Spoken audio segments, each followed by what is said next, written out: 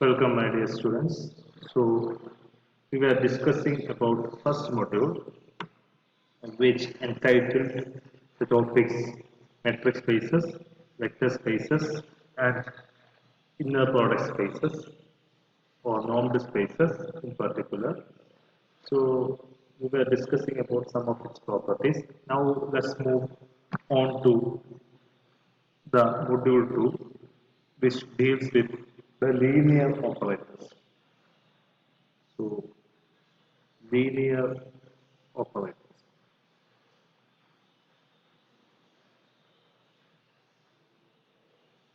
Okay. So, this is actually functions which can be defined on a vector space in particular. So, in the case of real numbers, we have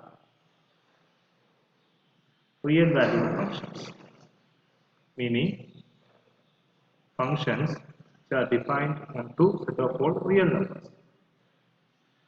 And similarly, in the case of vector spaces, we can define a special class of functions called operators from a vector space onto another vector space. Let the vector spaces be x comma y. So from a vector space x onto the vector space y, make sure that the underlying field, every vector space has an underlying field. So x has an underlying field, y also has an underlying field. Make sure that the underlying fields for the vector spaces x and y are same. So from the vector space x onto y, we can define certain functions. One, all such functions are called operators, and one particular class of such operators are called linear operator if it satisfies the linearity condition. So, without further ado, let's define what is a linear operator. So, linear operator. So, in the previous classes, we were discussing about spaces. So, from this class onwards, we will be discussing about functions which can be defined on our space. So, if you are given with two spaces x and y, where x and y are vector spaces defined on the same underneath field, a linear operator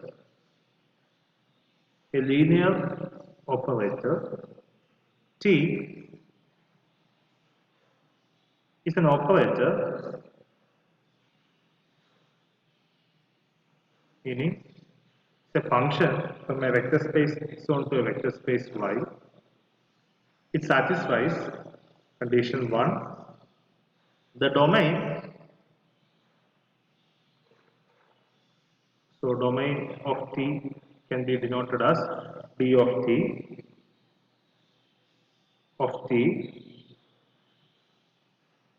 is a vector space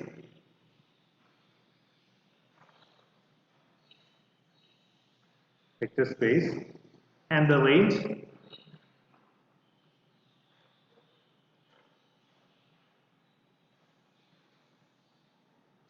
R of T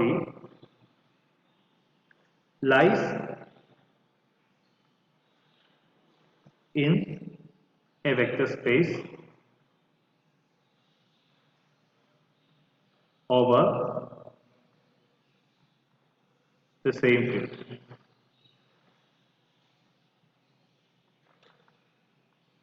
So, if we have two vector spaces x and y, a linear operator is a function from x, where x should be a vector space, where x is denoted as d of t, onto a subset of y, where y is a vector space, and subset of y is the R of t, which is called the range. And make sure that our domain and the range spaces are vector spaces defined on a same underneath field. So, this is the first property. And the second property, for all x comma y belongs to d of t, the domain of T, and scalars alpha, we must have T of x plus y should be equal to T of x plus T of y, and secondly T of alpha x should be equal to alpha T of x. If these two properties are satisfied, then we can call our function as a linear operator. Okay. Sometimes in the case of this T of x, we use the notation Tx as well. Tx actually means T of x, the same sense. So a linear operator T is an operator which means it's a function from a vector space onto a vector space such that its domain should be a vector space and range should be a vector subspace of a vector space, subset of a vector space, and both of the vector space should have the same underneath field. And the second property is the linearity property. For every x comma y in the domain and for scalars alpha, T of x plus y should be equal to T of x plus T of y, and T of alpha x should be equal to alpha T of x, where alphas are scalars which is defined on the underneath field. Okay. So we can say some remarks about this. The first thing is the second property can also be written as if x comma y belongs to d of t and alpha 1 comma alpha 2 are scalars, and the second property is equivalent to saying that t of alpha 1x plus alpha 2y should be equal to alpha 1 T of x plus alpha 2 T of y. This property can be restated using this as well. Okay. So these two things are actually equivalent. Now, one other remarks is usually we denote d of t to be the domain of t.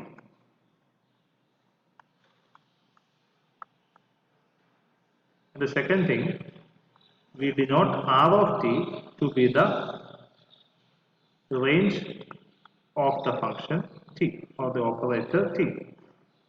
The third thing is we have another space which is called n of t, which is called the null space of t, and it consists of, usually it is, you can define it by script n of t as well. So n of t consisting of set of all x belongs to d of t such that t of x is equal to 0, where 0 is the identity element in the second space. So the set of all elements which maps onto the identity element is called the null space. And there are some textbooks or some others which use the terminology kernel for the space null space. Okay. We usually use the null space for our purpose. And also using this, we have, if t is a linear operator and alpha is 0, then by second property t of alpha x is equal to alpha into t of x. Okay. So if alpha is equal to 0, alpha is equal to 0 implies alpha x is equal to 0. So t of 0 should be equal to 0 into t of x. Alpha x is equal to 0. So which is equal to 0. Okay. Please understand that this 0 is the identity element in the domain space, and this 0 is the identity element in the range space. Okay. These two zeros are not always same. Okay. It is both are identity elements which are defined upon two different spaces. Okay. two different spaces may not have the same identity element. So from this we can clearly understand that the null space always consists of the element additive identity. So this implies n of t always contain set 0, which is the additive identity of the first space. So n of t is actually a non-empty set. If t is a linear operator, then n of t is always non-empty. It should at least contain the identity element of the first space. This is the another remark which we can trivially obtain from our definition itself. From this property, we have two vector spaces x and y, and t is a function from x to y. If t is a linear operator, it satisfies the two operations, which means that t of x plus y is equal to t of x plus c of y, or it preserves the addition, vector addition. And the second property is actually scalar multiplication. Our t also preserves the second operation, that is scalar multiplication. So in a vector space, we have two operations. One is vector addition, another one is scalar multiplication. Our operator t always preserves the vector addition and the scalar multiplication as well. So the operator t defined on our space always preserves both the operation which can be defined on the space. From that onwards, if a function satisfies both the operation or preserves both the operation defined on the space, then it can be called as a homomorphism. So our operator, linear operator, is actually a homomorphism from a vector space onto another space.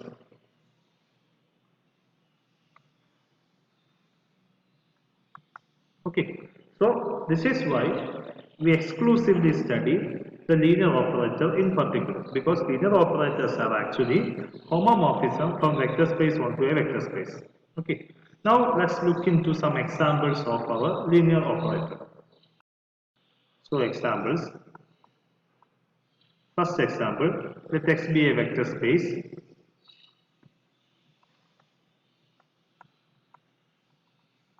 Define a function I from x to x, the vector space x onto itself, defined by ix or I of x is equal to x, which is the identity operator, which means